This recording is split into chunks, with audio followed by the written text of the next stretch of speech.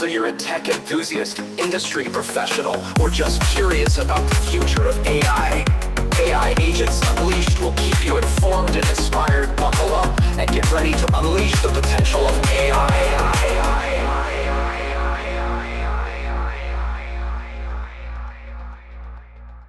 Welcome to our deep dive into agentic AI. We're really going deep this time, exploring what makes AI agentic, what it all means for us, and how we can navigate this safely. Right, because it's pretty uncharted territory. Yeah, definitely. And we've got some really cool sources lined up that'll, help us shed light on this, all this powerful tech and how it could impact our lives. Absolutely. What's so fascinating is that we're not just talking about AI as like a passive tool anymore. Right. It's about AI actually, taking action in the real world, making decisions, even achieving complex goals with a level of autonomy we haven't really seen before. Yeah.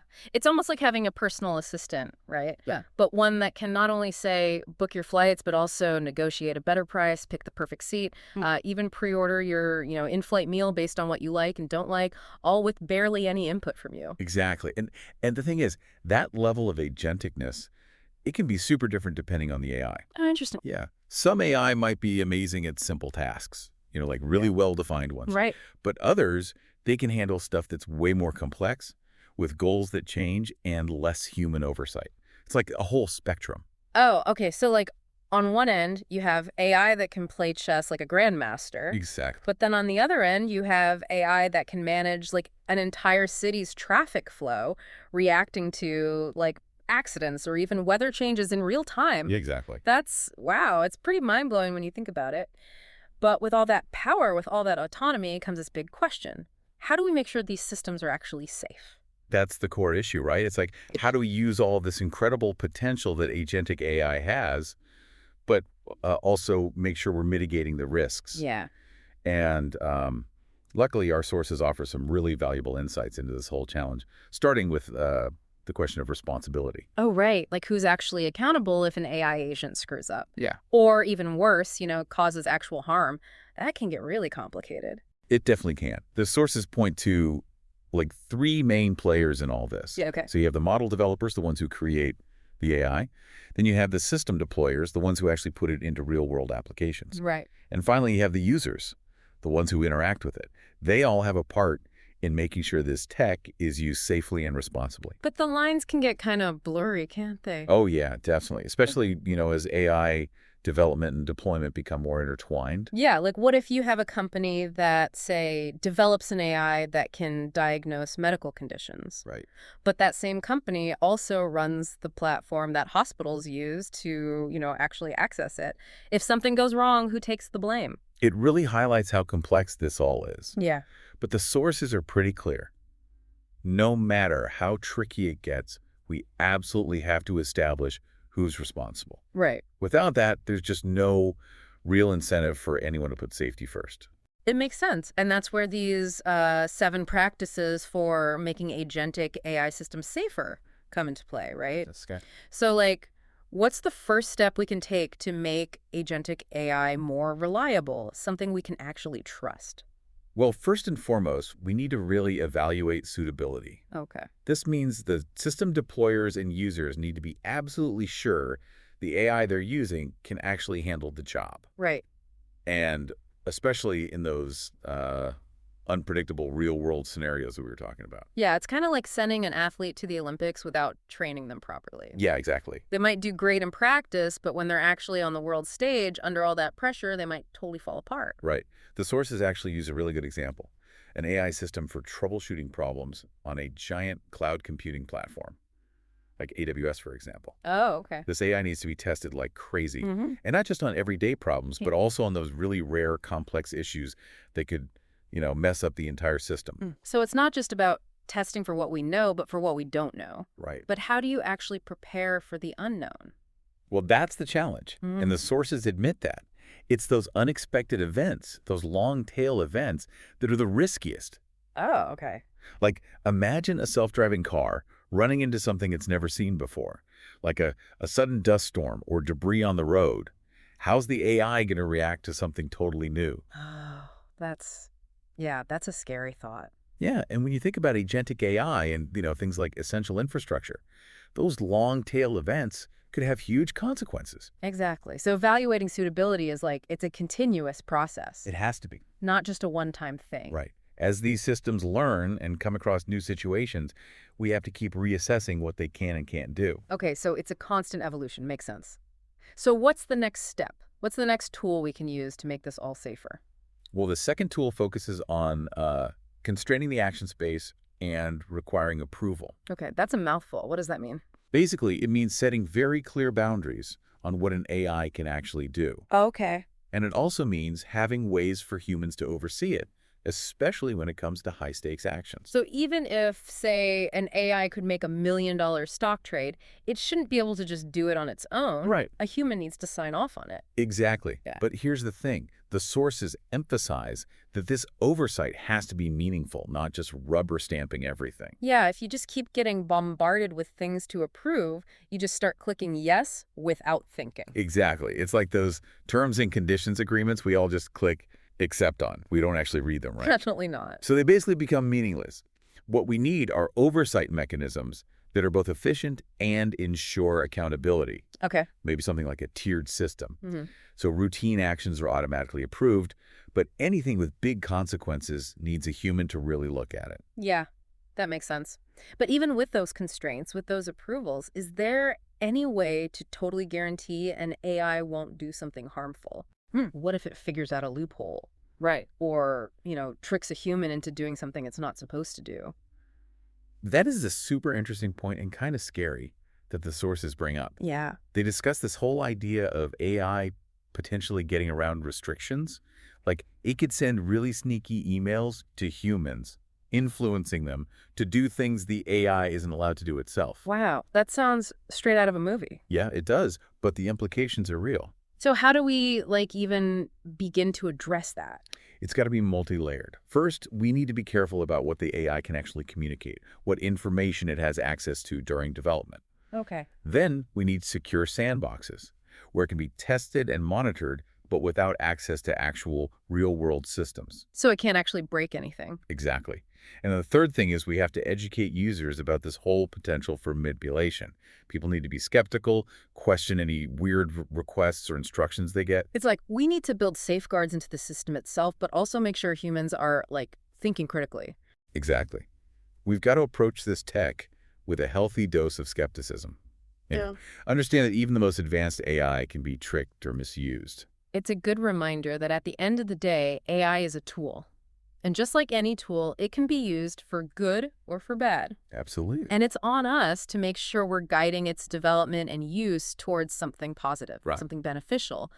But how do we instill those values, those positive values, into something as complex as AI? That's where our next practice comes in. Oh, okay. So what's tool number 3 in making agentic AI safer?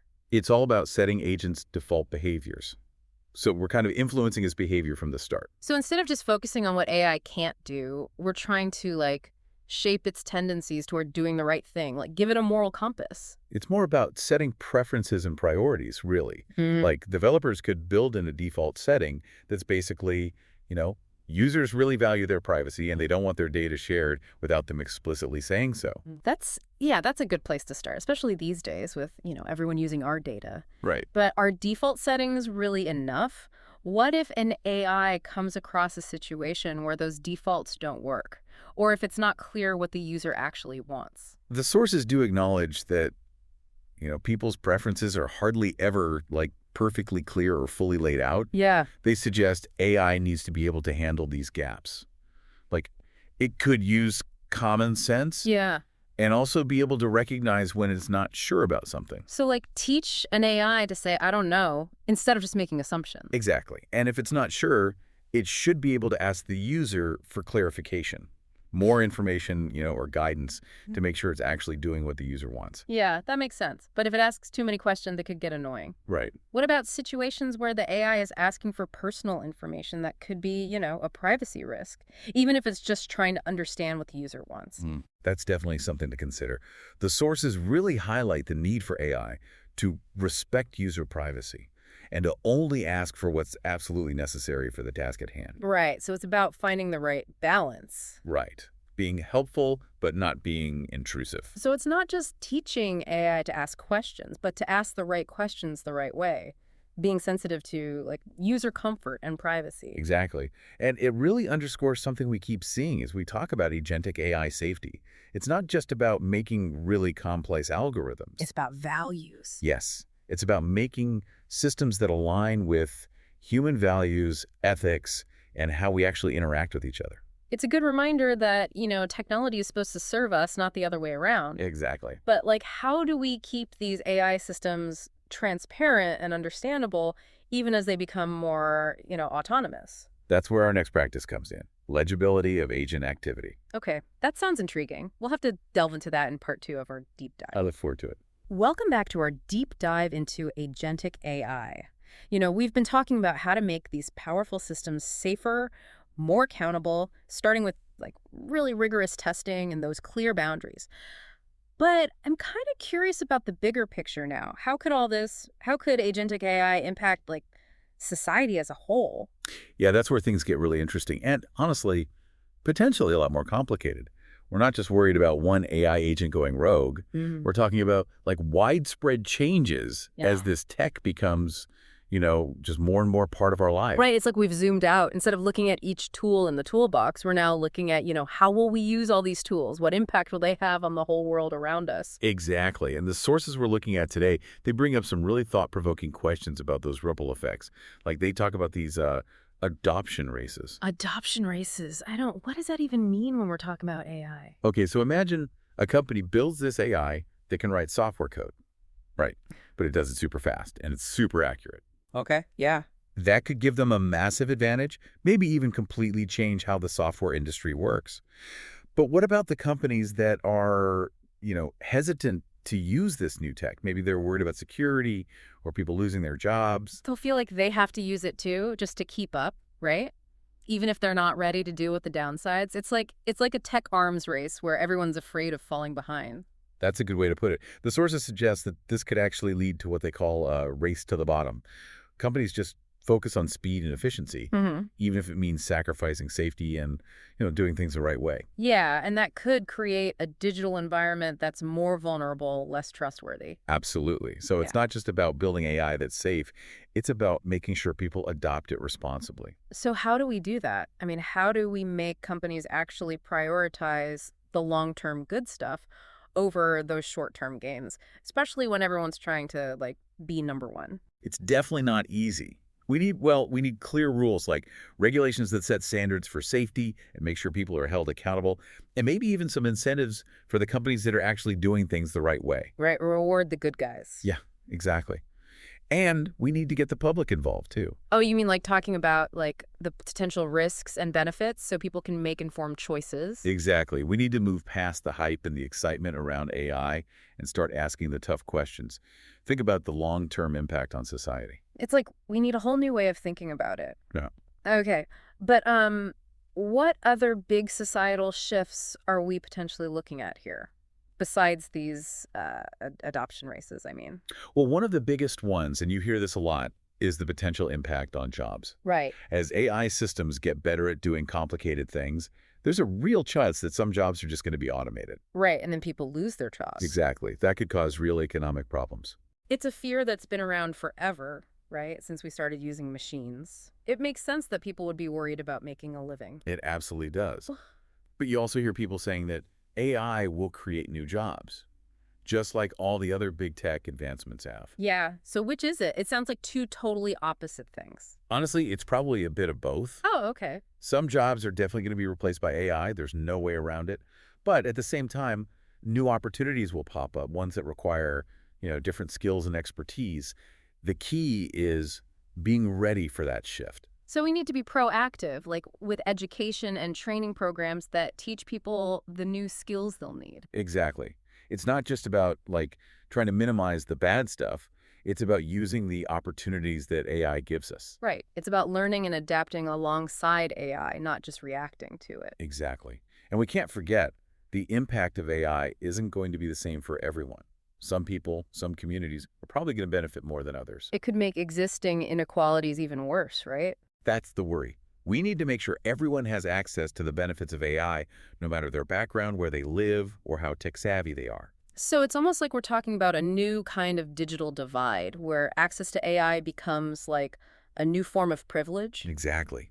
We need proactive policies, things like digital literacy programs, better internet access, and support for entrepreneurs in underserved communities. It's not enough to just focus on the tech. It's about fairness. Right. As AI becomes more and more a part of our lives, we have to think about the social and ethical implications, not just what it can do. We need to be asking, how can we make sure AI is used to create a world that's more fair, more equal, and more sustainable for everyone? Exactly. Those are big questions, and the answers are probably going to change as AI keeps getting more advanced. But I'm also curious about how agentic AI could change the balance of power, not just in the economy and society, but in other areas too. Yeah, the sources mention cybersecurity. Right, and that's a fascinating example, because cybersecurity is something that both attackers and defenders can use AI for. Oh, right. AI could be used to create much more sophisticated cyber attacks, the kind that can overwhelm our current defenses. So it could make us more vulnerable. Right. But it can also be used to make cybersecurity stronger. Like it can automate threat detection, respond to attacks faster, and overall make our systems more resilient. So it's kind of a double-edged sword. It could make us safer, or it could make us less safe, depending on how it's used. Exactly. And it goes beyond just the technology itself. It's about the strategies, the policies that guide its use. Like, what if governments or big companies focus more on offensive AI rather than defense? That would make the whole cyber world a lot more unstable and dangerous. Absolutely.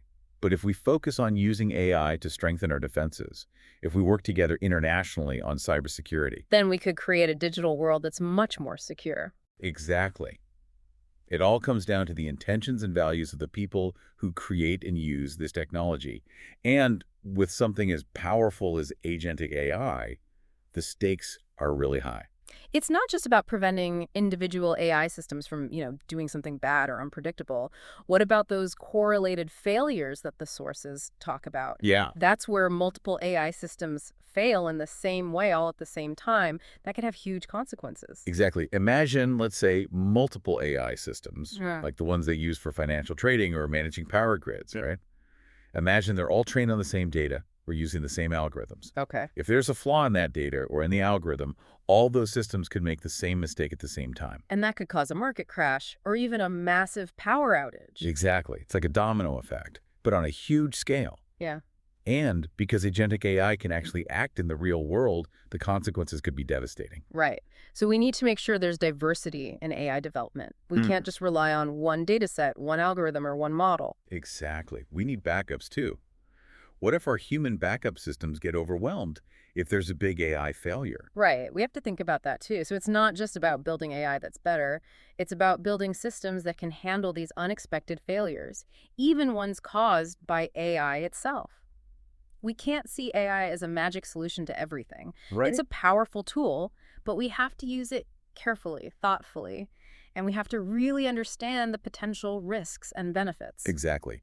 And this isn't just a conversation for tech experts and policymakers. It needs to involve everyone. We need to talk to the public, explain the potential impacts, and get them involved in shaping how AI develops. We're only just starting to understand what agentic AI really means, Yeah. right? And as this technology gets more advanced, these conversations are just going to become more and more important. But for now, I'm kind of wondering, what can we actually do, both individually and as a society, to make sure we're navigating all this safely and responsibly? That's a great question, and it's one that we'll be exploring in the final part of our deep dive. Wow, we've really covered a lot in this deep dive. Everything from those specific things we can do to make agentic AI safer to, the big societal impacts.